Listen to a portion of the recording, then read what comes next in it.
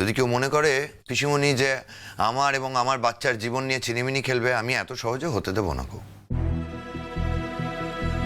মঙ্গল, তুমি এত বড় একটা সিদ্ধান্ত একা একা নিয়ে নিলে?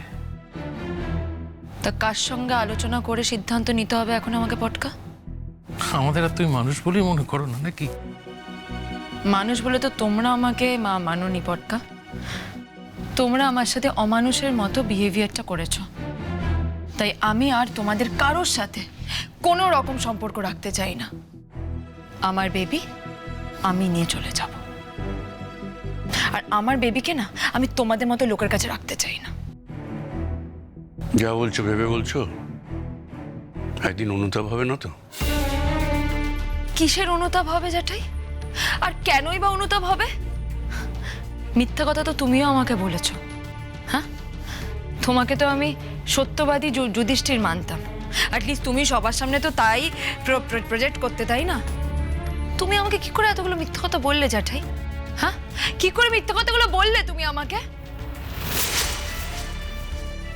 মা লক্ষ্মী, তুমি কি কিছুতেই বুঝছো না যে তোমার ভালোর জন্যই তো আমরা তোমাকে বলিনি? আমার ভালো এত কে করতে বলেছে তোমাদের? কেউ বলেছে? আমি কোনোদিন বলেছি? হাহ, মায়ের থেকে মাসির দরদ বেশি। আমার মা পর্যন্ত আমাকে জানাতে চেয়েছিল, কিন্তু তোমরা কেউ আমাকে জানতে পর্যন্ত দাওনি। তোমরা কি মনে করো? হ্যাঁ, তোমরা কি মনে করো যে আমার মায়ের থেকে তোমরা আমাকে বেশি ভালোবাসো? হ্যাঁ, আমরা তাই মনে করতাম।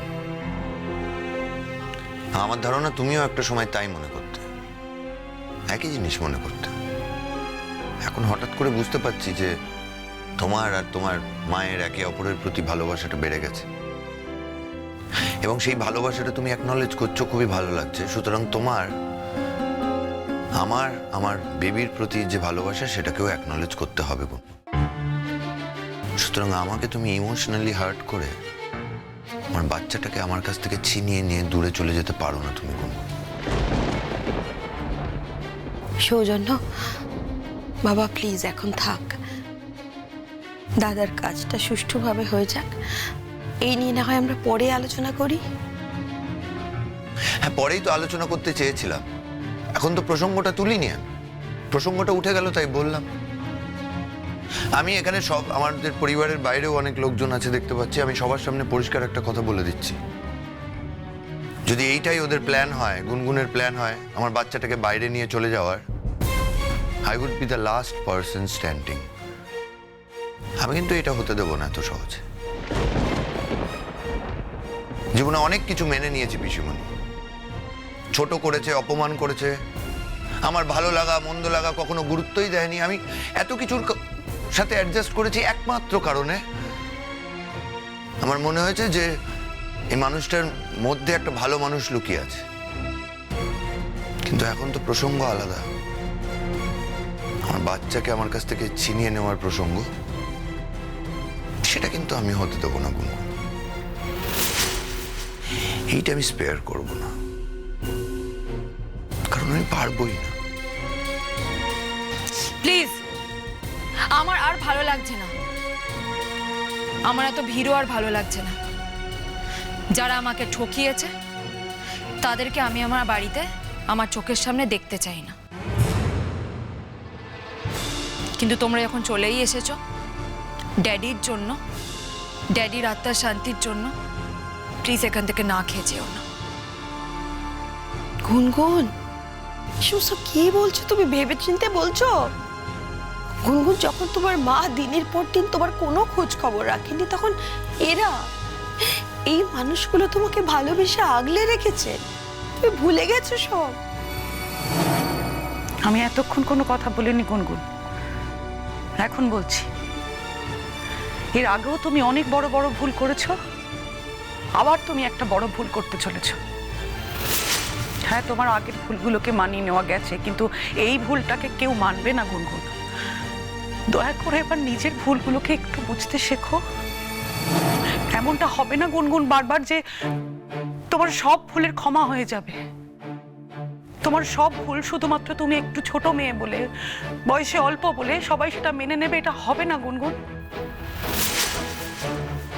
কাকাবাবু কিন্তু আজ আর নেই গুনগুন। তোমাকে ভালো পরামর্শ দেওয়ার লোক কমে যাচ্ছে। তুমি তোমার পিসিমণির কথা শুনবে না, আর যে মানুষটার কথা তুমি শুনতে সেই মানুষটা আজ আর নেই। গুনগুন, এখন আমরাই তোমার আপনজন, একটু ভেবে দেখো। তোমার মা, তুমি এই অবস্থায় আছো জেনেও, তোমার বেবি হবে জেনেও তিনি কিন্তু এখান থেকে চলে যাচ্ছিলেন, বিদেশে চলে যাওয়ার সিদ্ধান্ত নিয়েছিলেন একেবারে স্বার্থপরের মতো। কিছু মনে করবেন না আপনি, সত্যের খাতিরে এই কথাগুলো বলতে বাধ্য হচ্ছি। আর তুমি কি করছো গুনগুন? তুমি তোমার বেবিকে নিয়ে তোমার মায়ের কাছে ফিরে যেতে চাইছো। আর যে মানুষগুলো তোমাকে আগলে রাখলো, যে মানুষগুলো তোমাকে দু হাতে জড়িয়ে রেখেছে, তুমি তাদের অপমান করছো। এই মানুষগুলো আমার শ্বশুর বাড়ির লোক গুনগুন। আমার শ্বশুর বাড়ির লোককে অপমান করলে আমারও গায়ে লাগে, খারাপ লাগে, কষ্ট হয়। এটা তুমি করতে পারো না। তোমাদের যদি এতটাই অসুবিধা হয় তাহলে প্লিজ তোমরা এখান থেকে চলে যাও। চলে যাবো গুনগুন, এতক্ষণ তো অনেকবার আমাদের তাড়িয়ে দিয়েছো, চলে যাব। কিন্তু এরকমটা তো হতে পারে একদিন আবার তোমার আমাদের কাছে, আমাদের বাড়িতে ফিরতে ইচ্ছে করতে পারে গুনগুন। বাবিনও কিন্তু খুব কষ্ট পেয়েছে আজকে। সেদিন যদি বাবিন বদলে যায়। গুনগুন, আমাদের বাবিনটা অনেক অপমান সহ্য করেছে, অনেক অপমান সহ্য করেছে বাবিন।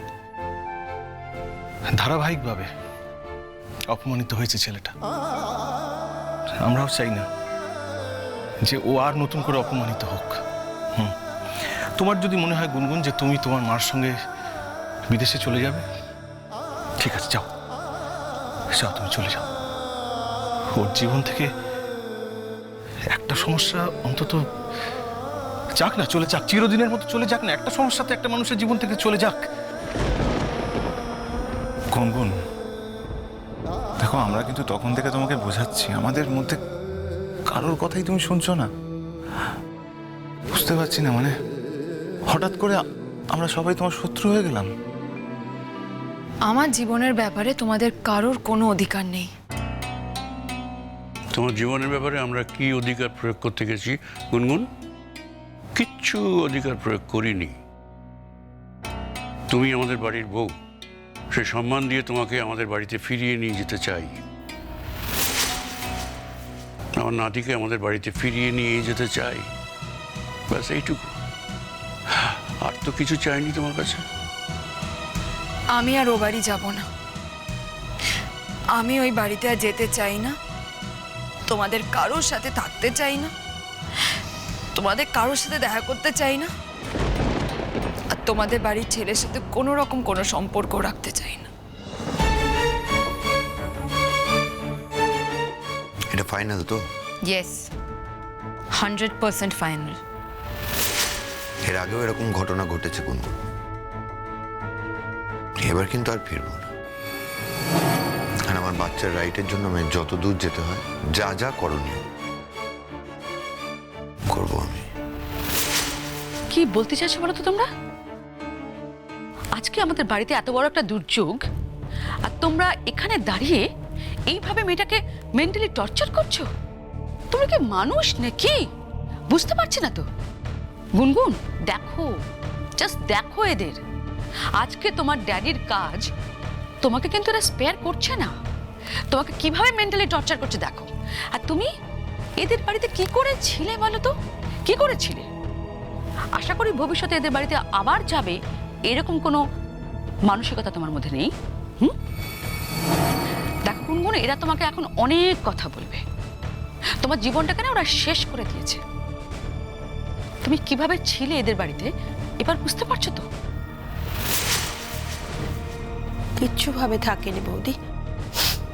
গুনগুনের জীবনের সব থেকে ভালো সময় গুনগুন ওদের সাথে কাটিয়েছে। হ্যাঁ, গুনগুন নিজেও সেই কথা বলতো যে ও ভালো আছে। আজ হয়তো তুমি ওর ব্রেন ওয়াশ করেছো, তাই ও বলতেই পারে যে ও ভালো ছিল না, খারাপ ছিল, কিন্তু গুনগুন ভালো ছিল। আচ্ছা বৌদি, আমার দাদা তো এ বাড়িতে বেঁচে ছিল, তোমার এই কদিন শ্বশুর বাড়ি থেকে এখানে আসতো বলো তো? হ্যাঁ, দাদা গিয়ে দেখা করে আসতো ওর সঙ্গে। শোনো জুই, ওকে ওই বাড়ি থেকে আসতে দেওয়া হতো না। বৌদি তোমার মেয়ে এতটা বাধ্য নয় যে তাকে কেউ আটকালে সে আসবে না। সে সারা জীবন নিজের ইচ্ছায় চলেছে, এমনকি শ্বশুর বাড়িতে পর্যন্ত সে যা চেয়েছে সেটাই হয়েছে। আর আজ সেই শ্বশুর বাড়ির লোকগুলো সবাই খারাপ হয়ে গেছে তোর কাছে, তাই তো গুনগুন? হ্যাঁ, ওরা সবাই খারাপ, আমিও খারাপ তোর কাছে, তাই তো? আজ শুধু ভালো তোমার মা, তাই তো? গুনগুন ছোটবেলাটা ভুলে গেলি? হ্যাঁ, এতটুকু বয়স থেকে তোকে বুকে করে মানুষ করেছি, সব ভুলে গেলি? নিজের মেয়ের দিকে না তাকিয়ে আমি তোর দিকে তাকিয়েছি গুনগুন, সেই তুই আজ আমাকে অস্বীকার করছিস।